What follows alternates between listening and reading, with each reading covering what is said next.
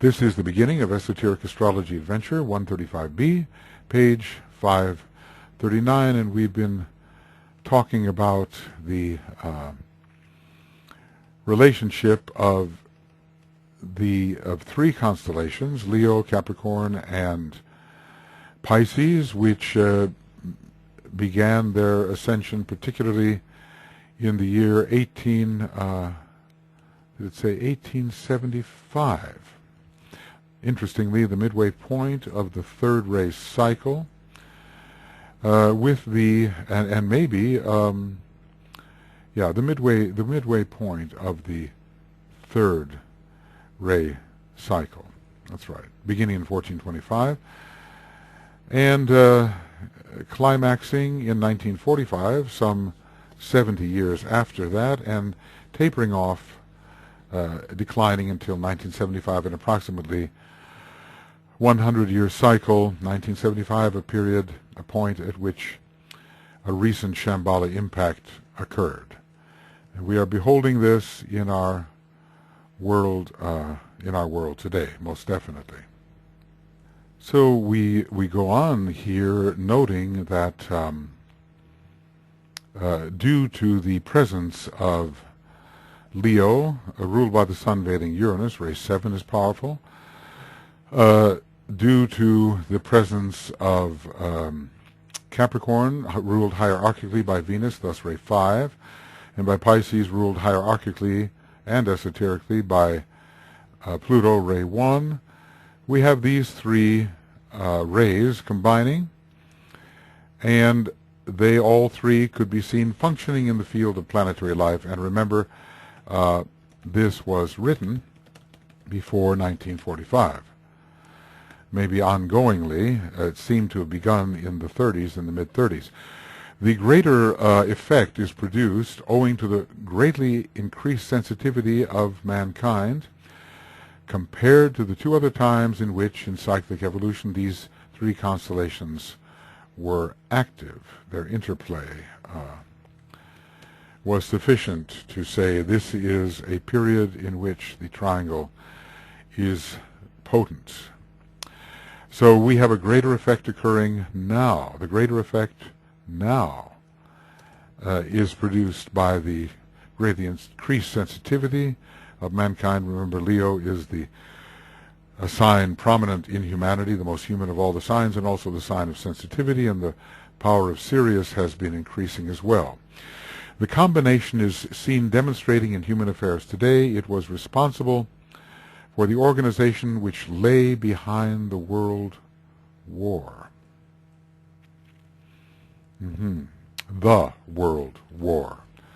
What is meant here? The two-phased war, an organization involving all three levels in the threefold world of human evolution, and which affects also the three kingdoms in nature, climaxing in the fourth. Now, it was responsible for the organization which lay behind the World War. Is this an organization with positive or negative effect? This we are not quite determining yet, although the Black Lodge is, in a sense, an organization whose aggressions and assertions lay behind the war, but also the emergence of the human soul from the hierarchy, or stimulated by the hierarchy, is one of the causes of evoking their hostile response towards human progress. So, an organization involving all three levels in the threefold world of human evolution and climaxing in the fourth. It is responsible. So, organization. Okay. So I think we see what he's doing here. This is Uranus and the seventh ray. It is responsible for the use of mental power on a vast scale, notably in the material sense as at present, and for the achievement in the material sense as at present, and for the achievement of human desire plus the self-will. Okay, so this is the ray 5 part. ray 5 and the misuse of the mind, the more material use, plus the self-will of an evil few, and here we have ray 1 and Pluto, who, because of the seeds of evil in their own nature, respond to the lower aspects of this force, essentially a shambolic force. So what is that organization? Is that the Black Lodge itself, reaching all the three aspects, the three lower kingdoms, plus humanity? And contrastingly, in contrast, it is also responsible for the steadily mounting will to good of the awakening many. So these energies of Uranus, Venus, and Pluto can be used positively or negatively. And the rays, of course, associated with them, the 7th, the 5th, and the 1st. Notice how he uses the key words here, the organization for the 7th ray, and mental power for the 5th ray, and the self-will for the 1st ray. Okay. We're really looking at the causative level here. We're looking at the energies that are really and truly behind great events in the human kingdom and upon our planet. And we may not have suspected that these particular energies were behind, or that this triangle, Leo, Capricorn, Pisces, or Leo, Pisces, Capricorn, depending on how we wish to list this, was actually and focally behind the crisis of the 100 years which led from 1875 to 1975, indicating that that 100-year period was just as dramatic in its importance as the climax of the Great Atlantean War and the coming of the Sons of Mind, the founding of the human kingdom in Lemurian days. It's always more difficult to gain perspective upon the present, so we probably feel that we are living through quite ordinary times because we don't have anything to compare it to. We don't remember the Great Atlantean War, at least most of us don't, and not all of us were here necessarily for the coming of the solar angels, the sons of mind, and the founding of humanity. Some may have been individualized on the moon chain or in the previous solar system, and if that's the case, then they may somewhat remember the Atlantean War because they arrived in Atlantis well before that war occurred, but they would not remember the earlier events at individualization on our fourth globe, fourth round, fourth chain. But DK is really dealing with the causative level here, and what is behind the obvious, what is behind that which we see. A close analysis of these constellations and their planetary rulers and the ray forces which these transmit will clarify world issues in an amazing manner. So the rise of ideological organizations contending with each other, great contending idealisms, the dedication of the concentrated mind to material ends to a great extent, but also the possibility of the illumination of that mind, and also the possibility of creating organizations for world welfare, and the use of the destructive forces to destroy human progress, but also to destroy the opponents of human progress under Pluto. Okay, so plus an appreciation of the houses in which these effects will primarily be felt. And the houses, and this has to do with world experience, not only the experience of the individual. And the following brief tabulation may prove useful even if it is only a repetition of what is earlier said. So we're dealing with constellation, the ray, and the house, the ruler in the house. So Leo is ruled by the sun, but really veiling Uranus here. It brings in the seventh ray in this case, and the 11th house is implicated, the house of organizations and of those groups which band together to follow and promote a certain ideal. It also relates to hierarchy and its emergence into human consciousness. He's keeping the order Leo, Capricorn, Pisces 1, 3, 2, and elsewhere, as we realize, he's given us Leo, Pisces, Capricorn. That's not without purpose. The hierarchical ruler, Venus, and the ray is the 5th, and the houses are the Taurus house and the Libra house, the 2nd and the 7th. It may bring illumination, of course, and may bring a true soul infusion at the 7th house, where the solar angel merges with the personality, but also it can feed desire. It can commit the resources of value to materialistic ends, and it can represent the dweller on the threshold at the 7th house and the enemy that must be faced. When it comes here to Pisces, it's hierarchically ruled by Pluto, and it brings in the first ray at whatever level of Pluto that expresses. Maybe it's the personality, and implicates the 8th house.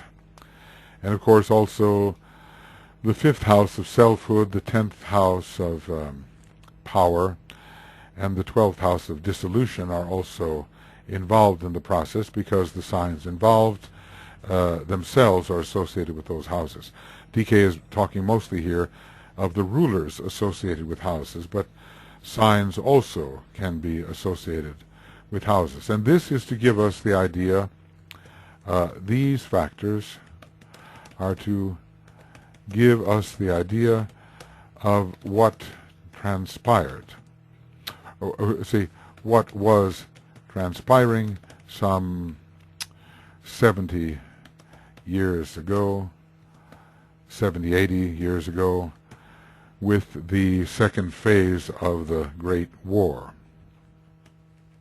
The energies poured out, therefore, will be felt primarily in those aspects of human living which are influenced by the rulers of certain houses.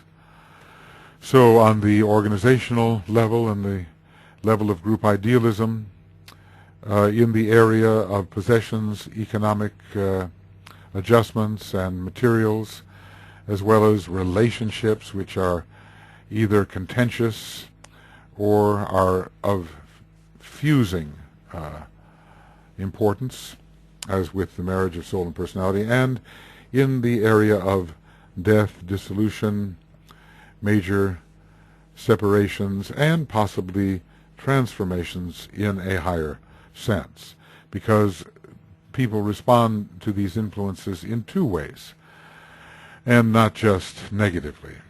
So they will be felt primarily in those aspects of human living, and let's call them houses, areas of experience, which are influenced by the rulers of certain houses. The 7th ray of ceremonial order or organization is felt in the house of relationships, of organizations and mutual effort, and of aspiration, either towards the good or evil. And interestingly, he uses the term relationships to relate to the 11th house. Oftentimes relationships are associated with the 7th, often associated with the 7th, and friends with the 11th. And he actually reverses that. He talks about friendships found at the 7th, and relationships, well, certainly group relationships, at the 11th. The forces of this ray work out on the 7th or physical plane, the plane whereon major changes in all forms are made, and on which the disciple must firmly stand as he takes initiation. So the physical brain is needed. Okay, how will we do this? Physical brain is needed for initiation, and physical body preferred. It is possible to take initiation elsewhere. Maybe the fifth initiation can be taken elsewhere and without a physical body per se. He seems to hint in certain places of the teaching, but in general one needs the body and brain to do it. So this seventh ray through Uranus, this ray of order and organization, is felt in the 11th house, and notice what these qualities are. The house of relationships, organizations, and of mutual effort and of aspiration. The sixth ray quality of aspiration is found in this 11th house. There's a lot of idealism associated with the sign Aquarius, and sometimes, I've said that on Earth we have all the seven rays. I believe within the purview of the constellational lords we have all the seven rays. I've sometimes wondered whether, in addition to the fifth ray, the sixth ray is an important constellational transmission through the sign Aquarius. All that has to be sorted out. We're dealing with changes which will occur at different times in the affiliation of a particular constellation with other constellations. For the moment, Aquarius is only given as a transmitter of the fifth ray, but one suspects other factors to be present. Okay, so he talks about the seventh ray. And now the seventh ray sweeps into organized and directed activity the world of forces upon the outer sphere of manifestation. Listen, O worker in the furthest world, to the, what does this say, rhythm of the times. Note the pulsation in the heart of that which is divine. Retire into the silence and attune yourself unto the whole, then venture forth. Establish the right rhythm within those forms which must produce, well, something like that. Let's see. It goes, establish the right rhythm. Establish, it's quite small, establish the right, R-H-Y, rhythm. And there we are, and it is, then venture forth, establish the right rhythm which must bring order to the forms of life, which must express the plan of deity. So it is the furthest world, isn't it? We're talking about the affiliation of the seventh ray to the furthest world. And we certainly need to get our house in order.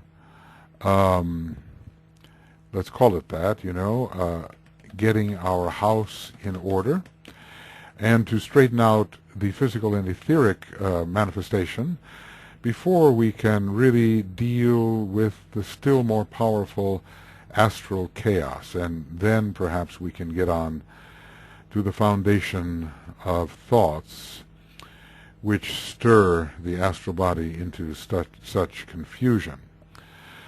So the seventh ray sweeps into organized and directed activity the world of forces upon the outer sphere of manifestation and produces the precipitation of karma. That is interesting. So we have here Uranus, seventh ray, and the precipitation of karma. We know that karma, as far as our system is concerned, pretty well comes from Sirius, where the intermediary law of karma finds its focus, and Sirius makes its way to our Earth via some undiscovered planet, but then through Uranus and Neptune and Saturn, two of which factors seem to be involved in the karma. Uranus with the precipitation of karma, and Saturn perhaps with forcing us to confront it in an intelligent manner. Okay, so the precipitation of karma, all this leads, in this case too, the working out into expression of all the subjective evil of the life of humanity, thus producing the world war. And I would say that Pluto also is involved in the in the rising of evil. It can be very disconcerting for the individual to discover what may be found at the bottom of the aura, the sedimentation, unresolved, undealt with, unfinished business, which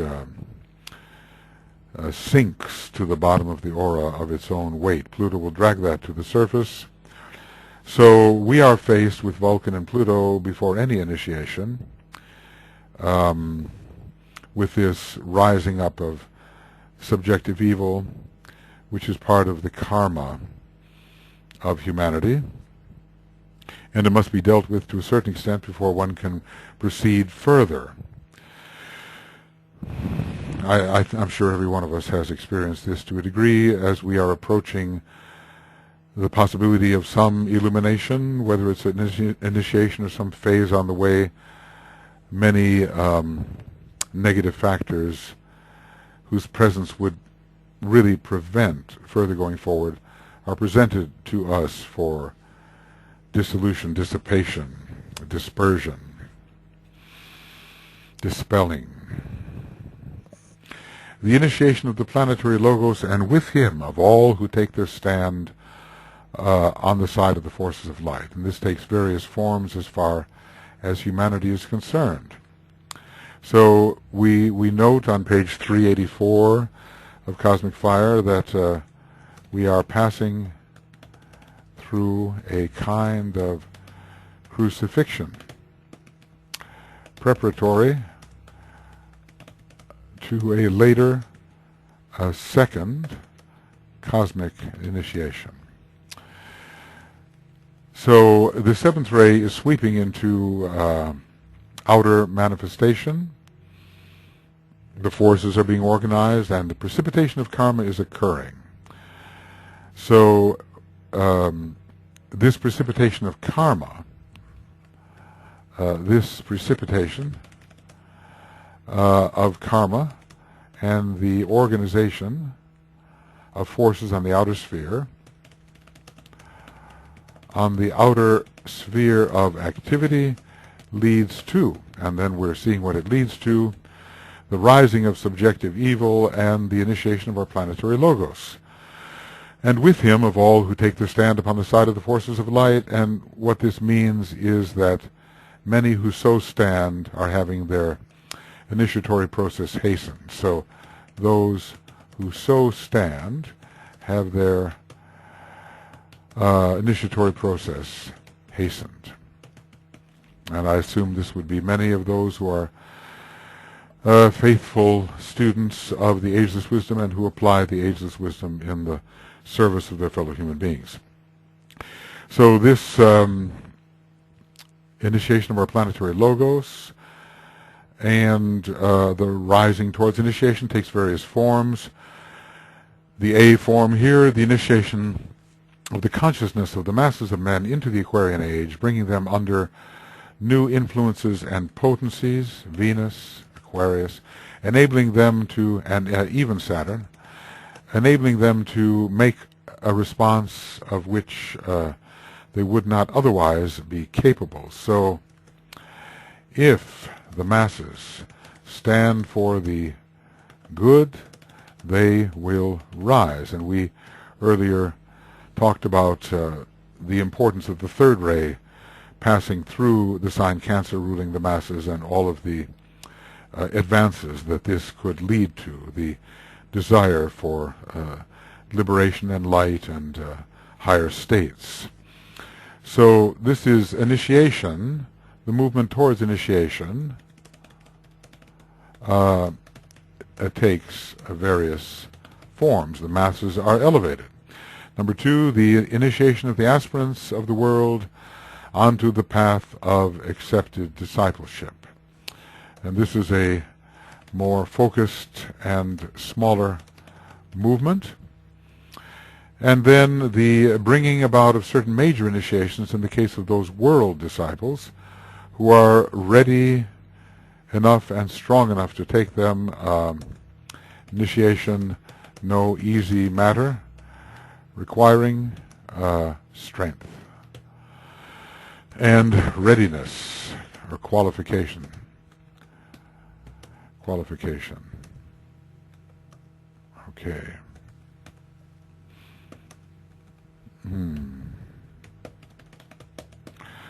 So this movement towards initiation is producing three types of movement, depending in three categories of human beings: the masses, probationers, and those who are already world disciples, presumably those of the third degree, or almost of the third degree. It's hard to say with this term world disciple whether it applies directly and only to the third degree, or whether disciples who are active in the world in some strong service capacity can be considered world disciples, as they have the good of the whole world in mind.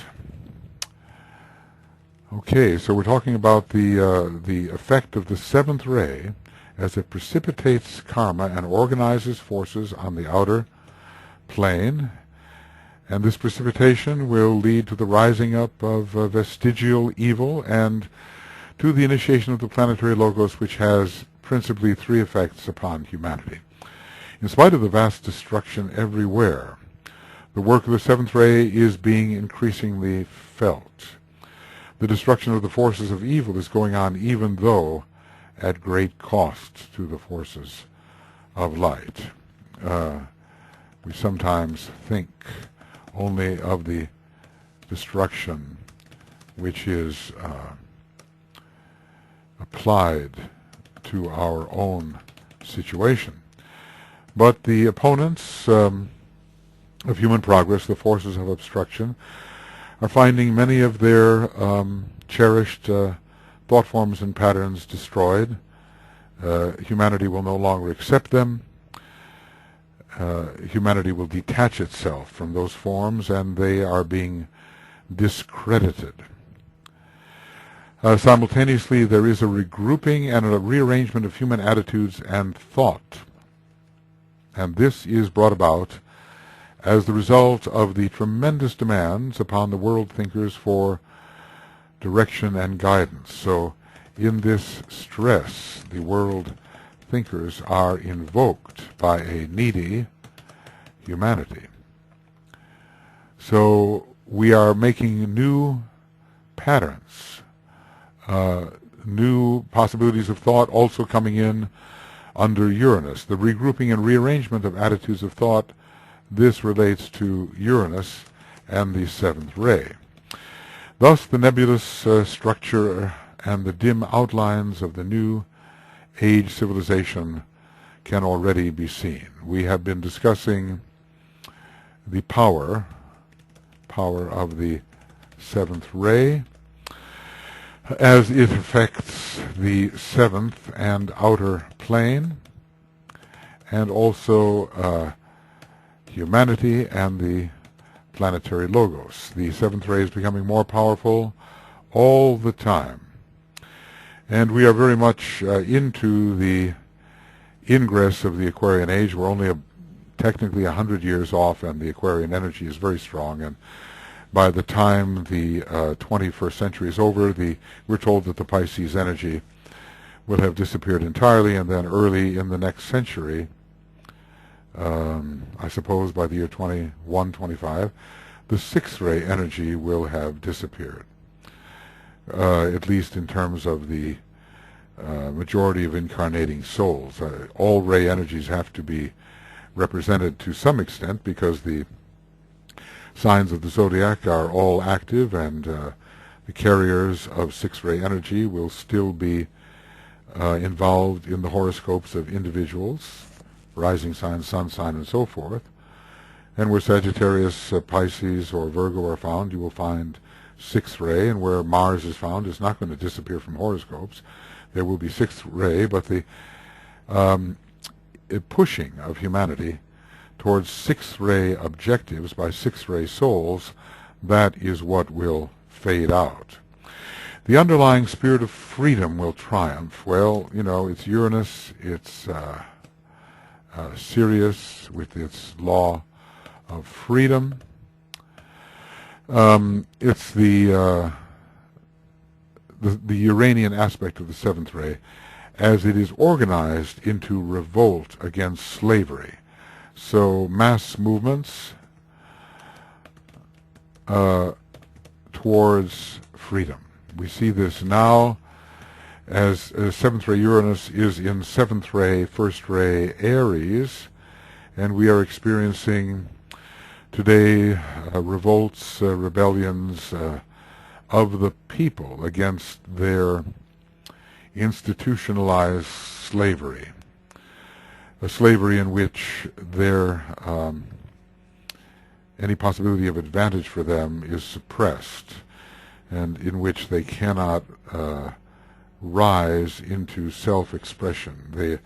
The economic potential is not there, the educational potential is not there, and they revolt against the privileged few, against the oligarchies which hold them in slavery. This had been, I think, the original motive behind what is called in these days the Arab Spring.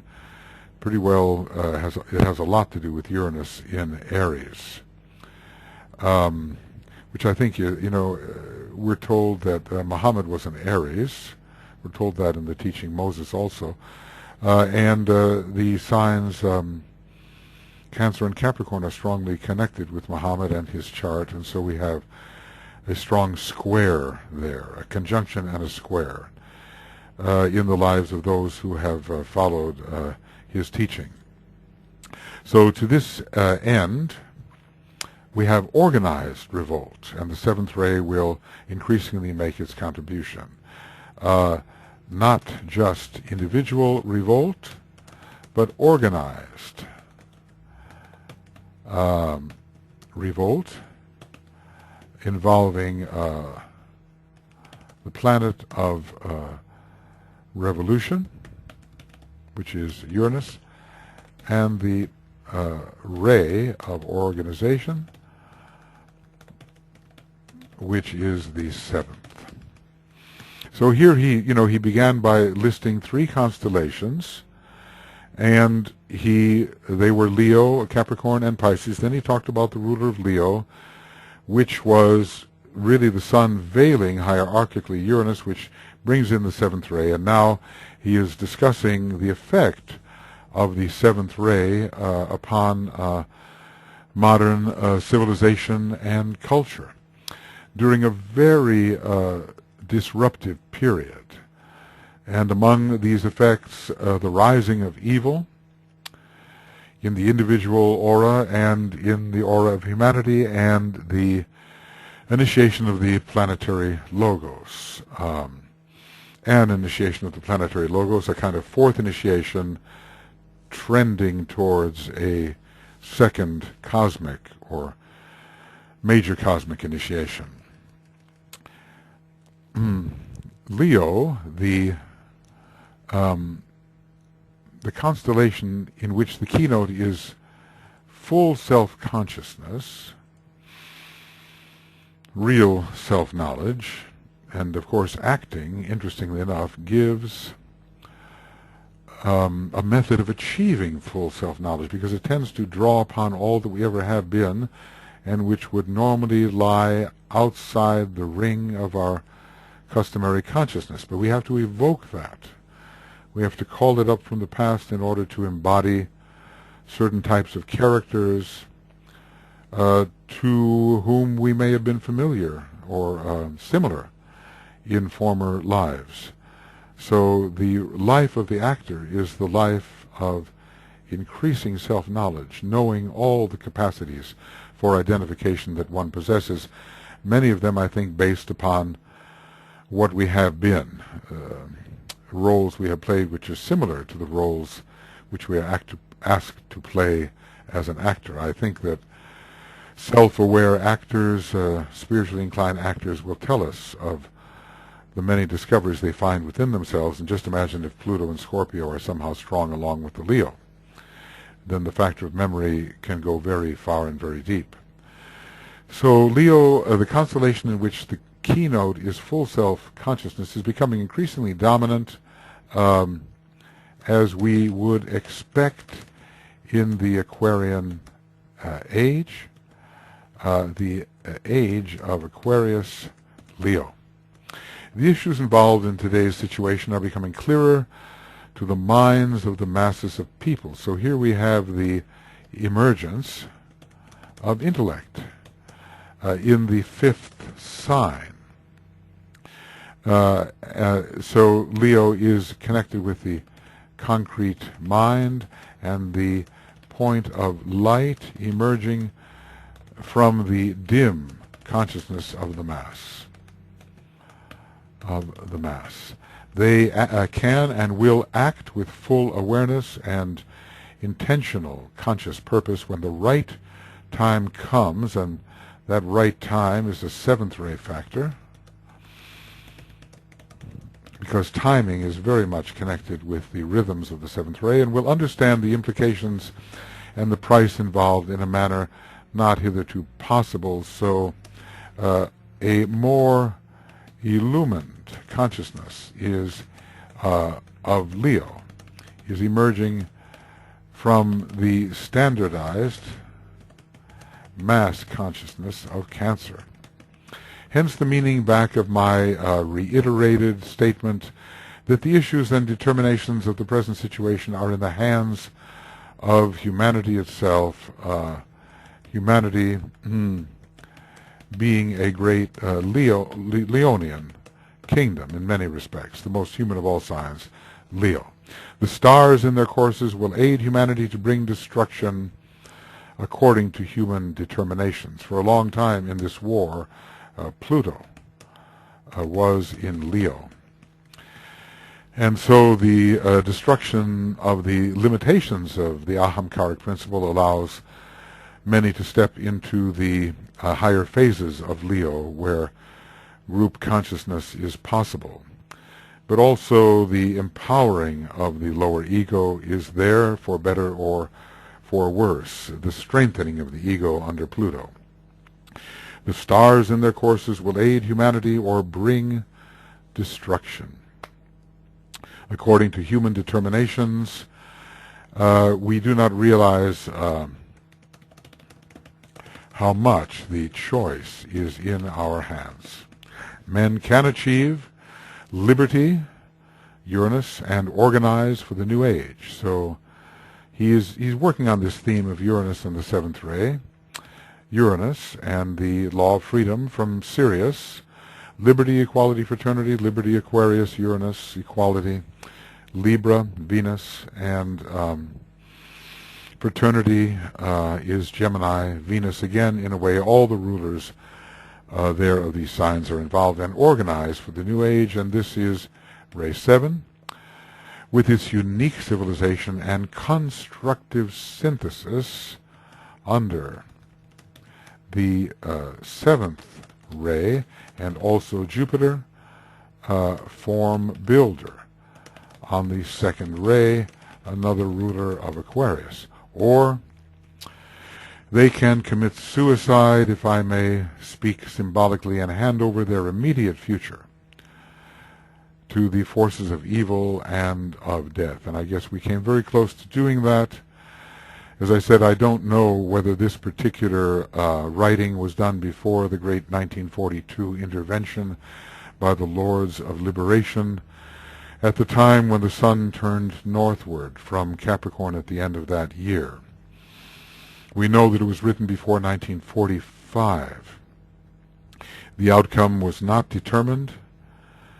I guess all specific periods of time are negligible in the light of eternity, and so somehow it is allowed that humanity can go through great suffering so that its purification can really occur, and so that its possibility of building a sound future may be confirmed. If we let too much go by and the purification doesn't occur, the sound future can never be built. So we are allowed to commit suicide if we will. And yet I am heartened very much by the thought that the Lord Maitreya, the Christ, is doing all he can to prevent a final war, which would inevitably mean the destruction of humanity as we know it and the need to start all over again to see if some human race might not be raised which could build in line with the divine plan. So these forces of evil and of death which do exist, these work for the death of all true values. You can understand how they could work in Taurus and Scorpio. The values are ruled by Scorpio, but the negative material values are also there, and of all for which the human spirit has fought. Sometimes I feel that that's happening now. That many of the gains in the age of enlightenment and in the scientific examination of the nature of human society are now being challenged by medieval attitudes, which certainly reinforce the power of the astral body and give a Martian sense of inflated importance, a loss of perspective, the narrowness of the sixth ray being the impelling energy, but I cannot think that this will be allowed to prevail or that humanity will allow it to prevail. I think that in the approximately 100 years that the sixth ray may still be in diminishing power, that the sound heart of humanity will arise and not allow these ancient attitudes, which are so out of keeping and out of time with what is intended in the planetary cycles, not allow these ancient attitudes to prevail and to reinitiate man into the earth with a loss of how many thousands of years, in which case the age of Aquarius could become the age of universally distributed death to consciousness. Anything is possible, and the Tibetan warns against it, but the hierarchy is laboring mightily to ensure that this does not occur. And we human beings, we have to labor with all our capacity to make sure that the lower values in our own individual life and in the life of humanity do not triumph. Every time we master ourselves just a little bit and the lower values are, the acceptance of the lower values is circumvented, we have done something for humanity. The self-consciousness aspect of the human being is being steadily expanded under this major interplay, I suppose the threefold interplay, and under Leo especially, and through the forces transmitted by Uranus, interestingly, a planet of individualism. In other words, a planet in which we discover that there is some distinctness, uniqueness within ourselves that we can assert and must assert if we are to do our part in expressing that tiny portion of the will of God for which we are responsible. So he's still here under Leo, Sun, Uranus, seventh ray. We continue, and I'll just mark it because otherwise we can forget where we are. He still is working under Leo, Sun, Uranus, seventh ray. He's talking about the importance of this sequence in our modern life. So the self-consciousness aspect is continually growing, and when the masses revolt, they are wanting this self-consciousness. I think we see that in Egypt right now. 40% illiteracy rate. Just think of that, and it could get worse. So the masses revolt, so that self-consciousness,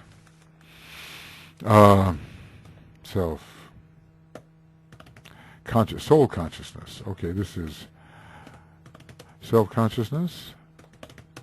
Self-consciousness can be experienced so that they can have a fuller life. For many, the life more abundant coming in from Aquarius and via Shambhala will mean the possibility of growing into an actual self-consciousness, to have a self that one can cultivate and express instead of just having to go along with the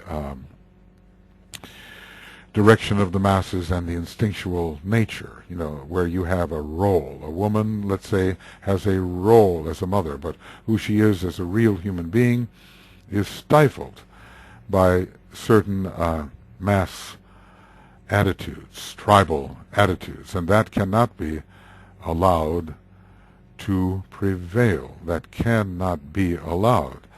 And, of course, Venus must rise in the power of the planetary horoscope and supersede, for this time, the importance of Mars. Venus represents the soul, the feminine as it relates to the soul. It represents the soul itself in contradistinction to the personality represented by Mars. Obviously, the higher aspects of Venus must prevail. Okay, so the self-consciousness aspect of the human being is being steadily expanded under this major interplay, and under Leo especially, I say, and through the forces transmitted by Uranus, that Uranus brings the individual out of the mass via the 11th house. I will say this, that in true group consciousness, the individual does indeed emerge. It's not the suppression of the individual by any means. That is not what occurs. The suppression of the individual, its standardization, is a totalitarian effect, which prevents the individual points of needed expression within the will of God from expressing themselves. So the individuality must emerge in the 11th house, but at the service of the group, and will ultimately give place to group consciousness and group relations and group work, in which the individual serves the group with all the abilities and talents that he has. Hence the trend towards amalgamation today. That's a Uranian seventh ray factor, Aquarian factor, towards federation, spheres of action, and many groups which are distinguished, and the many groups which distinguish increasingly human intercourse. So the movement towards Aquarius and the 11th house, along with assistance from Uranus, the 7th ray, and even Leo, making the individual who is truly worthy of being a member of the group. Because those who are mass consciousness and are driven strictly by unconscious instinctual needs cannot be the member of a true group. All would be the same, and the great variety which enriches a group would be missing. The group spirit and the forms through which it will express itself are being increasingly demonstrated, and constitutes a veritable initiation for the race. The group spirit constitutes a veritable initiation for the race. Something new emerging in our relations. And remember that RMB? No. RM? No. And remember that, that was TM. RM. Yes, remember. There it is. And remember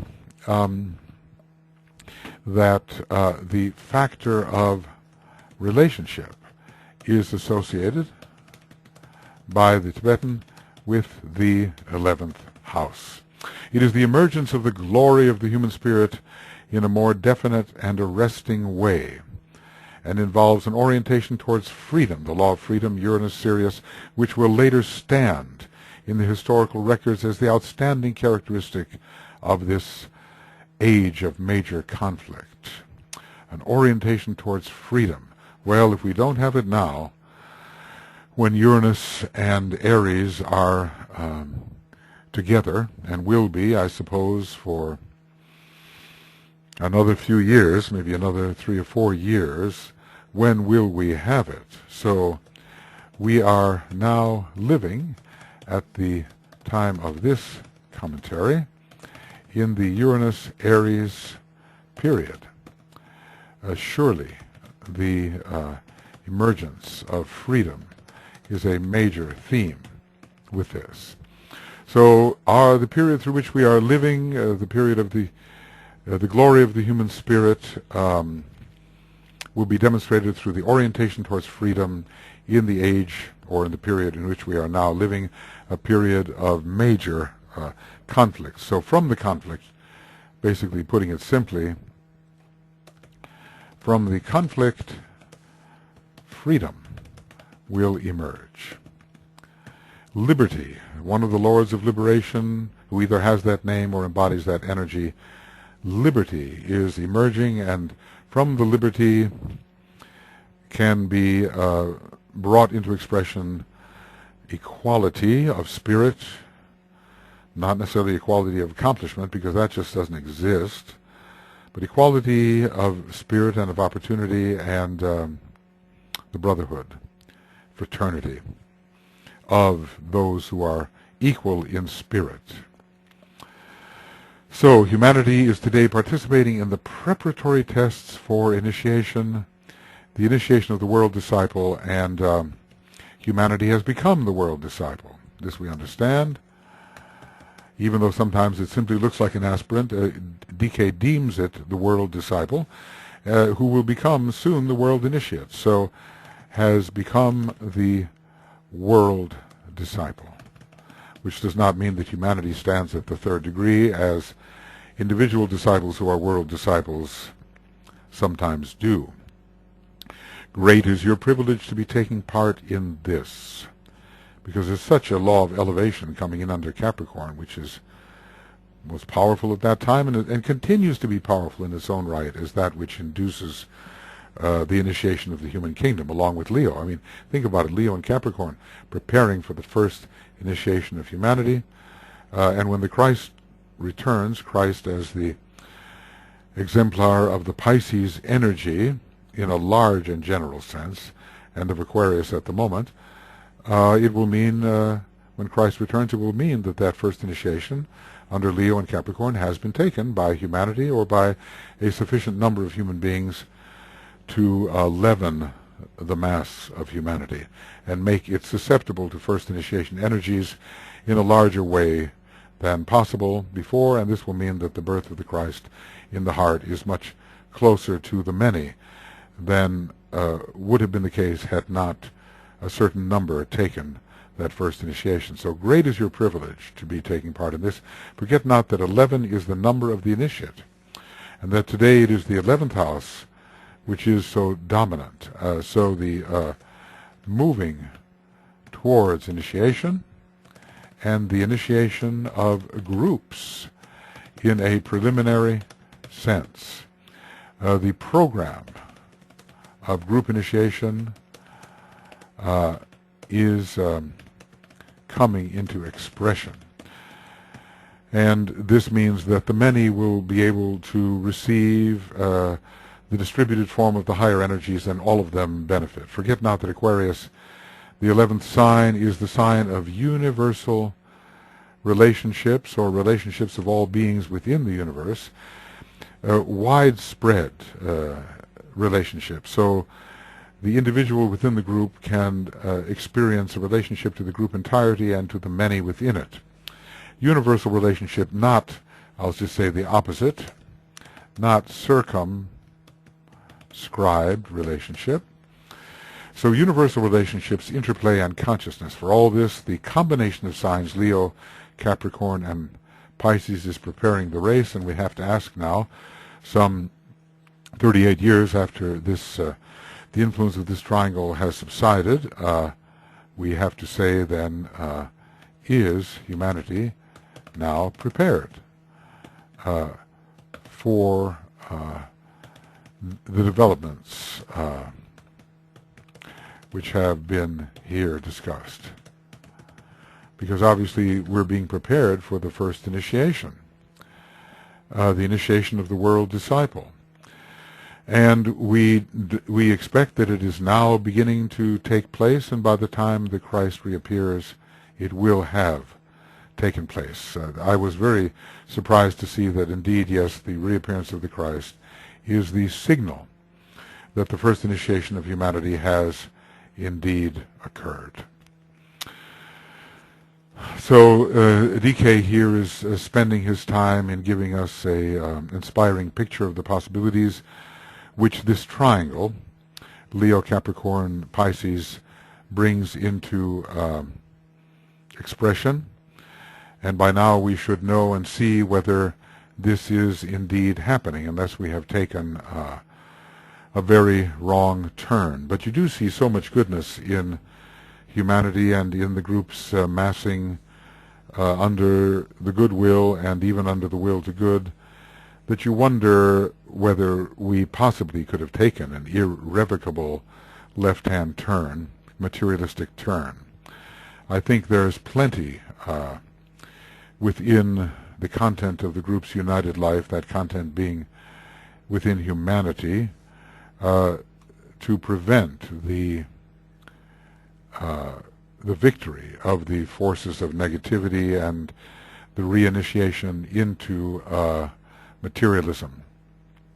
The evil men who guided the destiny of Germany talked of world groups and of the European order of nations, but it was a grouping around Germany, a dictatorial, a Leonian type of organization in the lower sense, and for the selfish interests of Germany. Germany using the resources of others. I remember Hitler speaking somehow of allowing Stalin to continue his interesting socialistic experiment, but beyond the Urals. In other words, the scope that Germany wanted was all of Russia up to the Ural Mountains, and that would be under German control, and then he magnanimously said Stalin could continue beyond the Urals, but I guess Stalin had something else in mind.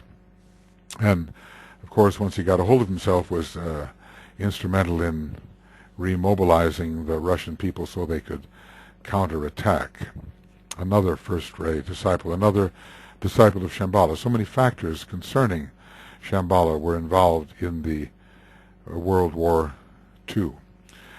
The grouping which is a part of the divine plan is not around in any one nation, but a grouping based on the ideal of brotherhood, on the will to good, on the freedom of the whole. That is the grouping that we are looking for under the age of Aquarius, and not the grouping under one selfish and dominant center or nation. One expresses a selfish materialistic distortion, and the other a spiritual objective. And I suppose we're now involved in the decentralization of certain nations. Certainly the global importance of the United States is falling in proportion to the rise of other powers, China, economically, and maybe in other ways, India, waiting to rise, I would say, as first-ray soul nations do tend to. And there's a rebalancing of influence. It may be that the U.S. remains the one superpower at this time, but also it has to come into proportion with the rest of the world. It cannot be, as DK said, lifting and shaking the mailed fist, the armored fist above all other nations, which its sixth-ray personality correlated with Mars might have it do. Capricorn, now what we're going to do here is he's spent quite a bit of time up to this point with Leo. It's actually quite a number of paragraphs, so up to this point we have Leo, Sun, Uranus, seventh ray. And now he will begin with Capricorn. So this is the end of Esoteric Astrology Adventure number 135B. And we're on page 542, and we'll begin Esoteric Astrology Adventure number 135C, page 542, and I think we've probably gone far enough to get just about an hour program.